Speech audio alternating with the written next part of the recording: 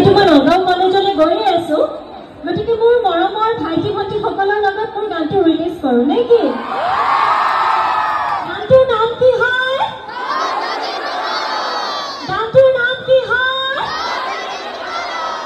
গতিকে আপোনালোক সকলোৱে গানটো চাব বুলি আশা থাকিল সাজুনে